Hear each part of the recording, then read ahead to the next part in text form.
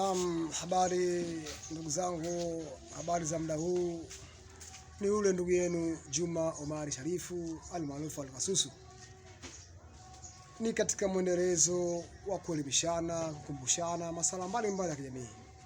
Leo niko hapa kwa ajili ya kulipongeza jeshi la polisi likiongozwa na kamanda mkuu wa jeshi hilo IGP Camillus Wambura kwa kuwezesha kudhibiti taharuki iliyoibuliwa na watu wasiotakia mema nchi yetu juu ya taarifa ya uongo ya upotevu wa nyeti, kwa madai wakishika bega nyeti hupotea.